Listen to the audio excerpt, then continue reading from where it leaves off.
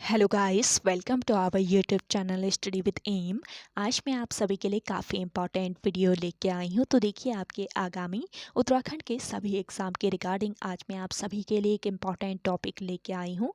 और आज का टॉपिक है स्थानीय स्वशासन या पंचायती राज व्यवस्था। देखिए, पंचायती राज व्यवस्था से आयोग के द्वारा अक्सर 3 से 4 क्वेश्चन लगातार पूछे जाते आ रहे हैं। तो आज का टॉपिक पंचायती राज व्यवस्था आपके आगामी उत्तराखंड पुलिस, पटवारी, लेखपाल, फॉरेस्ट गार्ड व अन्य यूकेपीएससी द्वारा कंडक्ट कराए जाने वाले सभी एग्जाम्स के लिए काफ़ी इंपॉर्टेंट रहने वाला है। और आज के इस क्लास में हम पंचायती राज व्यवस्था या स्थानीय स्वशासन से जितने भी क्वेश्चन आयोग के द्वारा पूछे जाते हैं उनको कवर करेंगे। तो आप सभी लोग हमारी इस क्लास में स्टार्टिंग से लेकर एंड तक बने रहें। तो चलिए आज के इस क्लास को हम स्टार्ट करते हैं। स्टार्ट करने से पहले जिन लोगों ने अभी तक हमारे YouTube channel study with M को सब्सक्राइब नहीं किया है वो सब्सक्राइब कर लें। साथ ही साथ बगल में जो बेल आइकन दिख रहा है इसे भी प्रेस कर लें ताकि हम कोई भी वीडियो डालते हैं तो उसका नोटिफिकेशन आपके पास जल्द से जल्द पहुंच जाए। आप सभी लोग हमारे टेलीग्राम चैनल को भी ज्वाइन कर सकते हैं। ये भी स्टडी विद एम के नाम से ही बना हुआ है और टेलीग्राम चैनल पर रात को 8 बजे क्विज़ का भी आयोजन किया जाता है। काफ़ी इंपॉर्टेंट क्वेश्चन आपको क्विज़ के रूप में दिए जा रहे हैं तो आप कोई ज्वाइन कर सकते हैं। तो चलिए आज के सेशन को हम स्टार्ट करते हैं। और इस सेशन का पहला पॉइंट है, भारत में स्थानीय स्वशासन का जनक किसे माना जाता है। तो देखिए, भारत में स्थानीय स्वशासन का जनक माना जाता है लॉर्ड रिपन को। मोस्ट इम्पॉर्टेंट पॉइंट है। अगला देखेंगे, संविधान का भाग 9 और अनुच्छेद 243 1 से अनुच्छेद 243(15) तक पंचायती राज या स्थानीय स्वशासन से संबंधित हैं। ये आपको ध्यान रखना है। पंचायती राज या स्थानीय स्वशासन से संबंधित कौन सा भाग है? संविधान का भाग 9 है, जबकि अनुच्छेद 243 1 से अनुच्छेद 243(15) तक पंचायती राज या स्थानीय स्वशासन से संबंधित है। ये आपको याद रखना है। मोस्ट इम्पॉर्टेंट ये पॉइंट है आपका। अगला देखेंगे, महात्मा गांधी ग्राम स्वराज के पक्षधर थे जबकि भीमराव अंबेडकर पंचायती राज व्यवस्था के विरोधी थे। तो आपसे पूछा जाए कि पंचायती राज व्यवस्था के विरोधी कौन थे, आपको याद रखना है भीमराव अंबेडकर। महात्मा गांधी ग्राम स्वराज के पक्षधर थे जबकि भीमराव अंबेडकर पंचायती राज व्यवस्था के विरोधी थे। वे पंचायतों को संकीर्णता व पिछड़ेपन का प्रतीक मानते थे। अगला क्वेश्चन देखेंगे, स्थानीय स्वशासन की 7वीं अनुसूची में राज्य सूची का विषय है। ये ध्यान रखेंगे। आपसे पूछा जाए कि स्थानीय स्वशासन संविधान की किस अनुसूची में राज्य का विषय है, तो आपको याद रखना है 7वीं अनुसूची में। अगला देखेंगे, 73वां संविधान संशोधन 1992-93 के तहत पंचायती राज को संवैधानिक दर्जा दिया गया। मोस्ट इंपॉर्टेंट पॉइंट है कि संविधान संशोधन के द्वारा 73वें संविधान संशोधन 1992-93 के तहत पंचायती राज को संवैधानिक दर्जा दिया गया है। और संविधान में पंचायती राज से संबंधित 11वीं अनुसूची जोड़ी गई। इंपॉर्टेंट पॉइंट है, इसको ध्यान रखेंगे। अगला क्वेश्चन देखेंगे, 73वां संविधान संशोधन कब से लागू हुआ। तो देखिए, 73वां संविधान संशोधन 24 अप्रैल 1993 से लागू किया गया।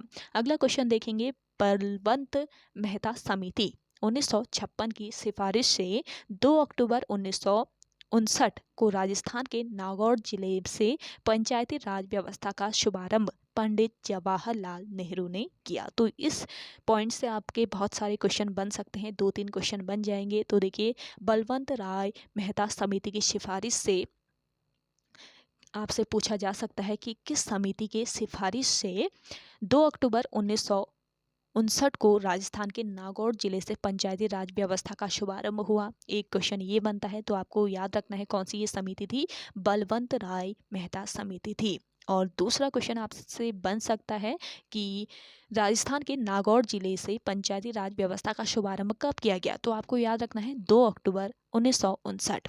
और 2 अक्टूबर 1959 के राजस्थान के किस स्थान से, किस जिले से पंचायती राज व्यवस्था का शुभारंभ किया गया, ये भी पूछा जा सकता है। तो आपको नागौर जिला याद रखना है।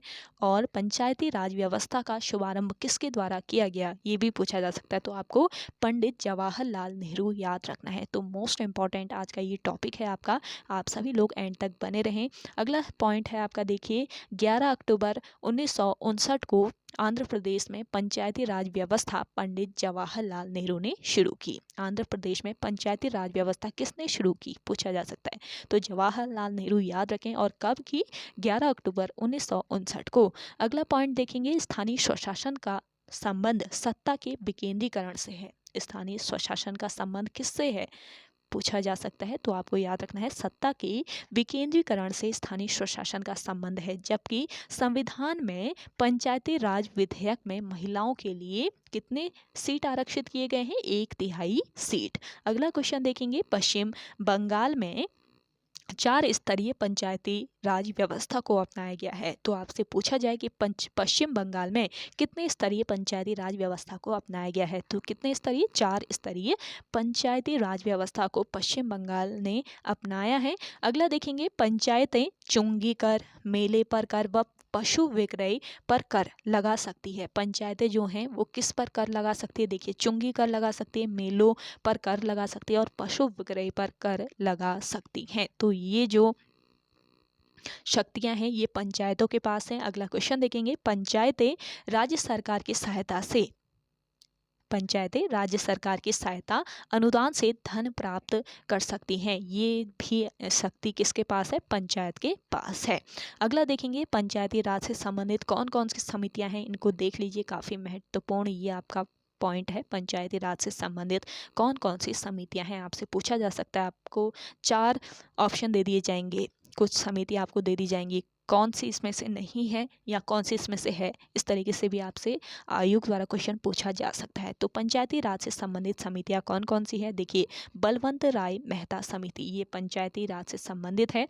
और बलवंत राय मेहता समिति ने पंचायती राज व्यवस्था को त्रिस्तरीय बनाने का सुझाव दिया था।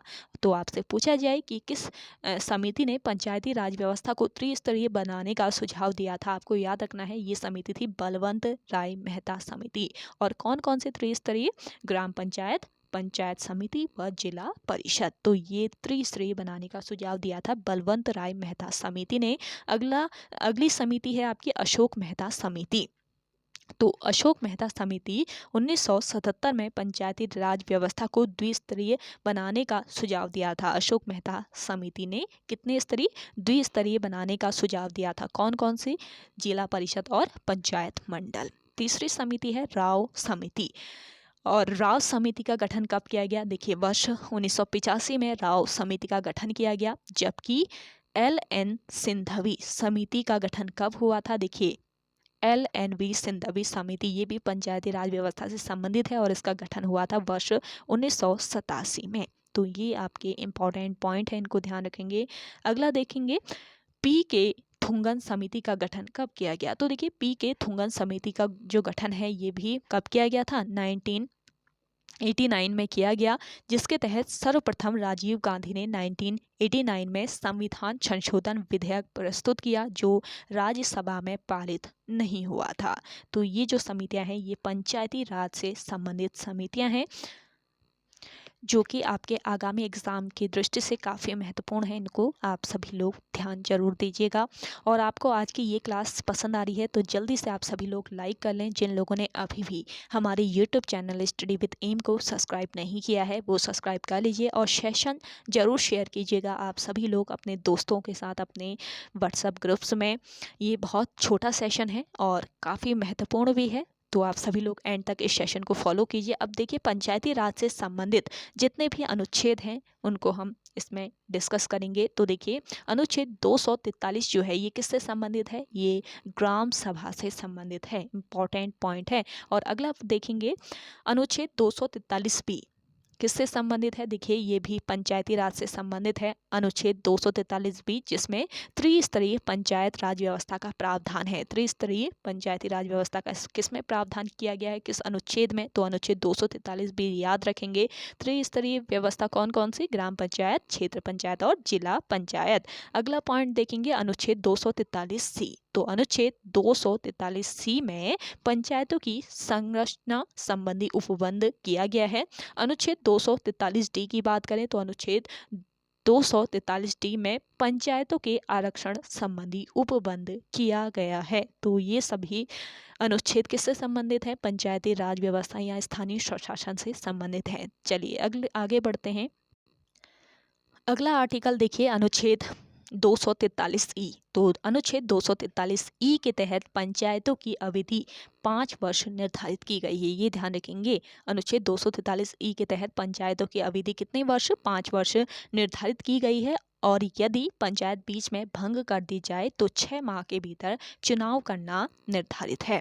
अगला देखेंगे, अगला अनुच्छेद है आपका अनुच्छेद 243 एफ। तो अनुच्छेद 243 एफ के तहत पंचायत सदस्यों की योग्यता से संबंधित है। ये ध्यान रखेंगे, अनुच्छेद 243 एफ किससे संबंधित है? ये संबंधित है पंचायत सदस्यों की योग्यता से। और पंचायत चुनाव लड़ने के लिए 21 वर्ष की आयु पूर्ण होनी चाहिए। अगला अनुच्छेद देखिए, अगला अनुच्छेद है अनुच्छेद 243 जी। और इसके तहत पंचायतों के कार्य से संबंधित 29 विषयों का प्रावधान किया गया है। मोस्ट इंपॉर्टेंट है। तो देखिए अनुच्छेद 243 जी के तहत पंचायतों के कार्य से संबंधित कितने विषयों का प्रावधान किया गया है, ये आपसे पूछा जा सकता है। तो 29 विषयों का इसमें प्रावधान किया गया है। और इसमें पंचायतों की शक्तियों के बारे में क्या दिया गया है? विवरण दिया गया है।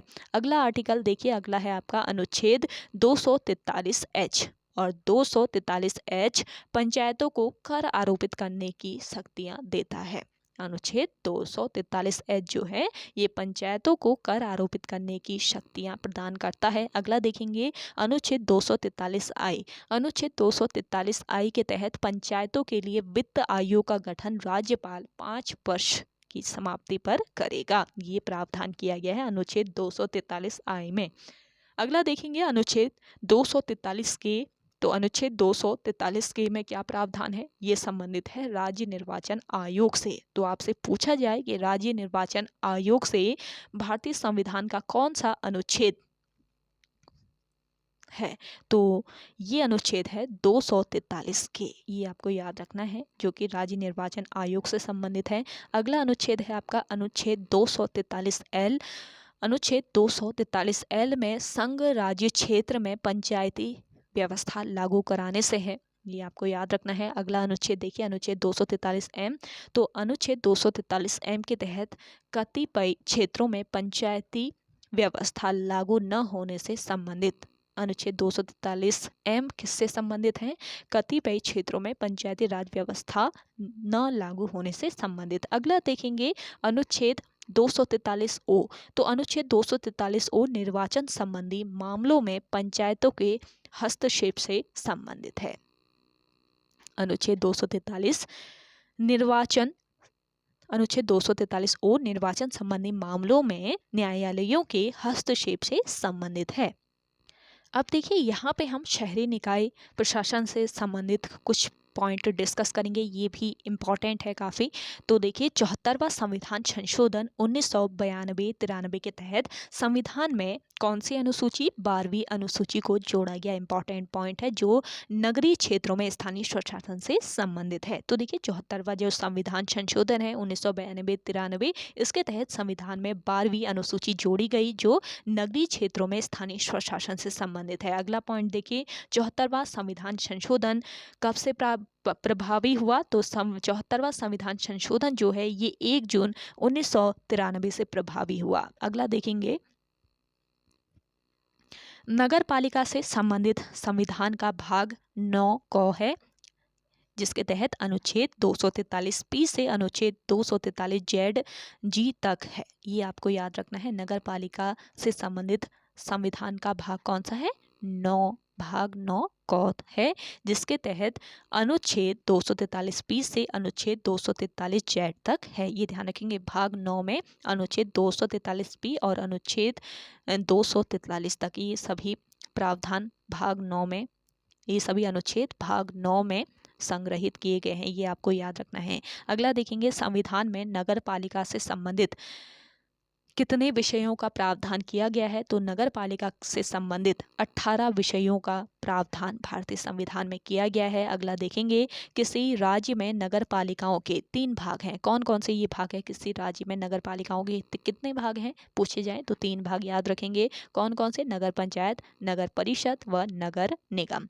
अगला पॉइंट है, भारत में पहला नगर निगम कहाँ पर बना? देखिए, भारत में पहला नगर निगम बना आपके मद्रास में। अगला देखेंगे, 97वां संविधान संशोधन 2011 के तहत भाग 9 ख और अनुच्छेद 243 जेड से अनुच्छेद 243 जेड 9 तक, 243 जेड जो से अनुच्छेद 243 जेड 9 तक सरकारी समिति से संबंधित प्रावधान किए गए हैं। ये भी आपका इम्पॉर्टेंट पॉइंट है। तो ओके गाइस, आज के इस सेशन में इतना ही। आई होप आप सभी को आज का ये सेशन काफ़ी पसंद आया होगा। अगर आप सभी को आज का ये सेशन पसंद आता है तो इस सेशन को लाइक कीजिएगा, शेयर कीजिए। जिन लोगों ने अभी भी हमारे YouTube channel study with M को सब्सक्राइब नहीं किया है वो सब्सक्राइब कर लीजिए। और आज का ये टॉपिक काफ़ी महत्वपूर्ण है और अक्सर आयु के द्वारा यहाँ से क्वेश्चन पूछे जाते हैं। आप सभी को आज का ये सेशन कैसा लगा, आप अपना फीडबैक कमेंट सेक्शन में कमेंट करके ज़रूर बताइएगा। तो चलिए मिलते हैं एक नेक्स्ट इंटरेस्टिंग वीडियोस के साथ, तब तक के लिए धन्यवाद।